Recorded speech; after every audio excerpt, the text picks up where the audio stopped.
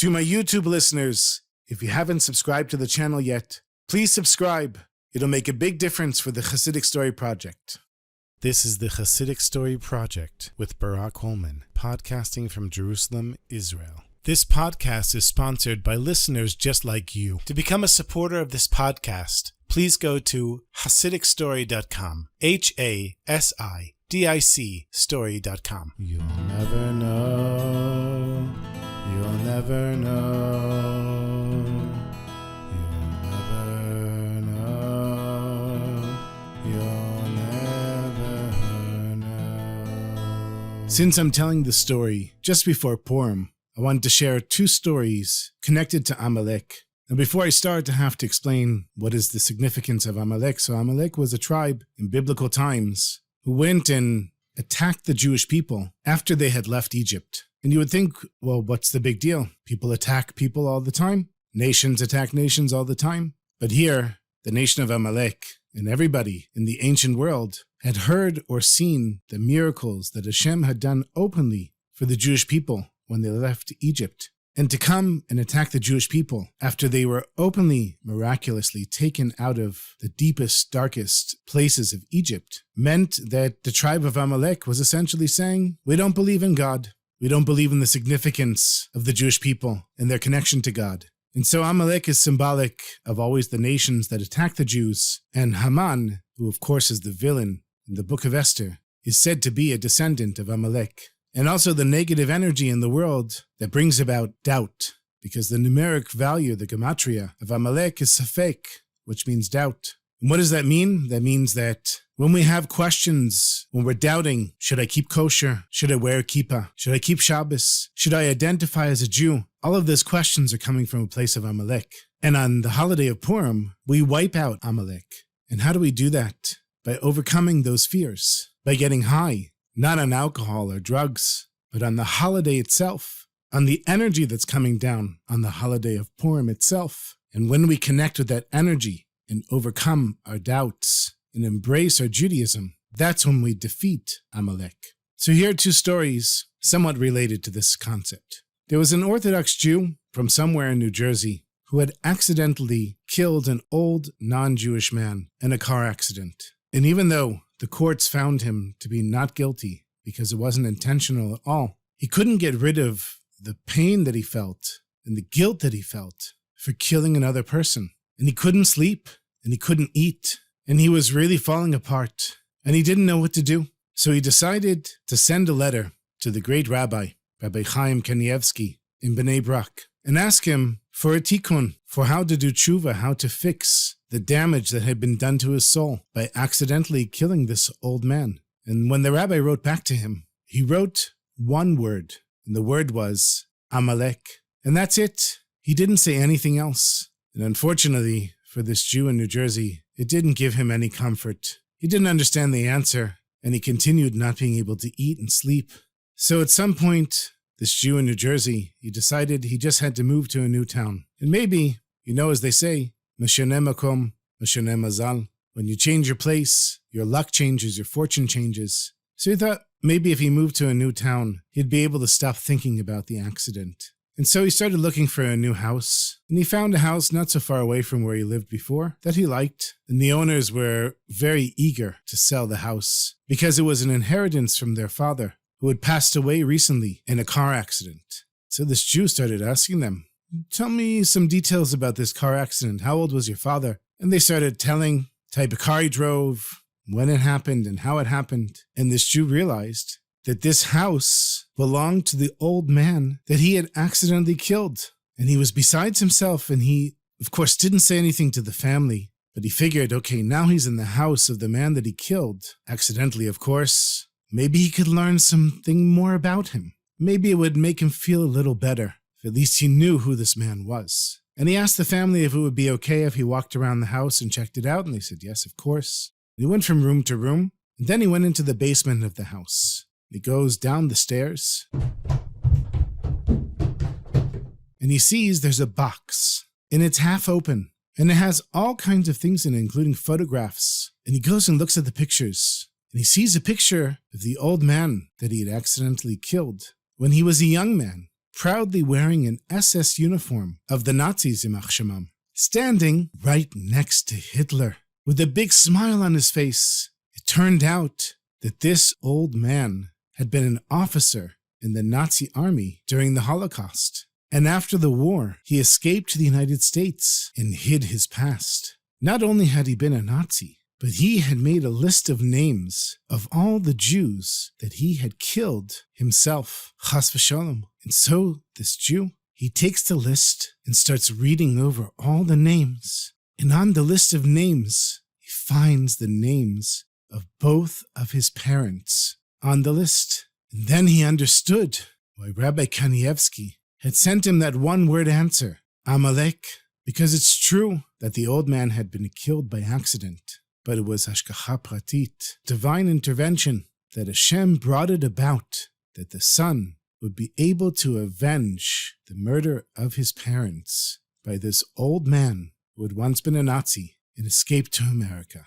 Shomer, Shomer Yisrael, Shemo Sherit Yisrael, Yan Yovan, Yan Yovan Yisrael, Yan Yovan, Yan Yovan Yisrael, Yan Yovan, Yan Yovan, Yan Yovan, Yan Yovan, Shomer, Shomer Yisrael,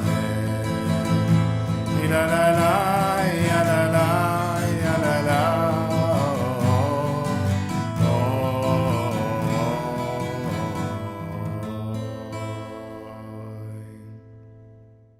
Here's one more story for you. There was a young man who studied in the Mir Yeshiva in Mea Sharim, in the holy city of Jerusalem. And he had been going out on shidduchim, going out on dates, for many years now. And every time he went out with some girl, after the first date, she would tell the shadchanit, the matchmaker, that she wasn't interested in meeting this boy again. And it happened every time, no matter who the girl was. And he went out with maybe 100 of them or more. And every time they would see him, they would say, not for me. Now the reason for this was because this young man had a huge scar on his cheek. It was very big, and it healed in a strange way, and it was very hard to look at. And it so frustrated him, because he knew he was a good person, and people were just looking at the outside, and they weren't looking at who he was on the inside. And so after many years of this, being frustrated, he decided to visit the great rabbi, Rabbi Chaim Kanievsky, the same rabbi that I mentioned in the previous story. And he comes to him and he says, Rabbi, I don't know what to do. I don't want to be alone. I want to get married. I want to be a husband and a father. And the rabbi said, no, what's the problem? I said, you see this big scar on my face? Every time a girl meets me, she doesn't want to go out on the next date because of it. And I don't know what to do, Rabbi. Please, you have to help me. So the rabbi looked at the young man and he said to him, listen, next time you meet a girl, right away, at the beginning of the conversation, tell her about your scar. Tell her how you got it and how it makes you feel. Speak of it with confidence and don't be ashamed. And may Hashem bless you that you'll find the right person at the right time and get married. So he says, man, thinks, all right, I've never tried that before. True, it's something different, but it still doesn't change the fact that I have this disgusting scar on my face and nobody wants to marry me because of it. Hashem, why did you do this to me and how could you do this to me? So a few months later, he gets another shidduch offer, and the girl is described to him as a very special, outgoing, full of energy, beautiful girl. And he right away said he's not interested in the shidduch. And the shadchanit said, why would you turn this down? There's only good things about this girl. She's wonderful, she's positive. And she hasn't found the right person either. And you haven't found the right person. So maybe it'd be a good match. Isn't it worth it for you to at least meet her? He thought to himself, I'm just going to get rejected again because of this scar. But then he remembered the words of Rabbi Kanievsky. He said, you know what? I'm going to try the rabbi's advice this time. So he said, okay, I'll meet her. And just like she was described, she was exceptionally beautiful and very charming and sweet and positive. And this young man, as soon as he saw her, he said a little prayer to HaKadosh Baruch Hu, to Hashem. And he said, Hashem, why are you making me suffer so much? Putting such a wonderful person in front of me when she's just going to reject me like everyone else. You have a strange sense of humor, Hashem. You really do. But maybe, Hashem, maybe you can help her look past my scar and see the person that I really am and let me marry a beautiful person like this. So right away at the beginning of the conversation, The young man said to this beautiful girl, I'm sure you noticed that I have this terrible scar on my cheek. And I've gone out with maybe 100 people or more, and they all turned me away because of it. And so I went to Rabbi Kanievsky, and he told me at the beginning of the next date to tell the story of how I got this scar. So would you please be kind enough to listen to my story? And she sat up straight, put her hands on her knees, stared him right in the eye, and said, please, tell me what happened. I really want to hear it. And so he told her, it was several years ago. He was 20 years old. He was coming home late at night after learning in the Mir Yeshiva, and all the streets of Mea Shearim were dark and deserted. And all of a sudden he hears a cry. He hears a young girl screaming, and he runs towards her, and he sees that there's an Arab terrorist running after this young Jewish girl, and she's crying and screaming in fear. And without even thinking, he immediately chased after the terrorist, caught up with him, grabbed him long enough for the girl to run away. But as he was holding him on the ground, and people had come out of their homes and had called the police and they were on their way, the terrorist took out a knife and cut him on his face. And even though he's alive, Baruch Hashem, now he's stuck with this terrible scar on the side of his face. And he looked up at the girl and he said, so now you understand where it's from. And he sees that she was crying.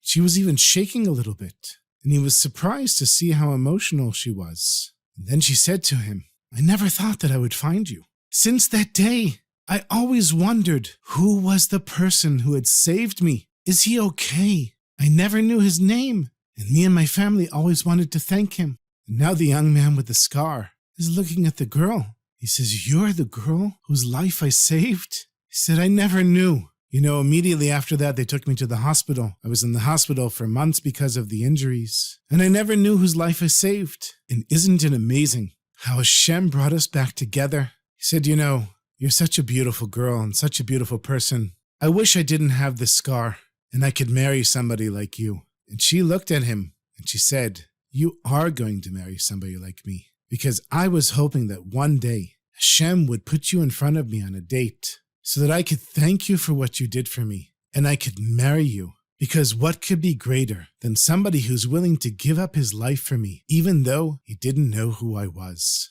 And Baruch Hashem, the couple is still happily married today. Mazel tov, mazel tov, mazel tov. May Hashem bless everybody with the sweetest, highest Purim, a Purim that's much higher than any Yom Kippurim you ever had, that revealed good should come down in avalanches, and you should have a spiritual elevation on the day of Purim that changes your life for the better forever. Good Purim, my sweetest friends. Good Purim, good Purim, good Purim.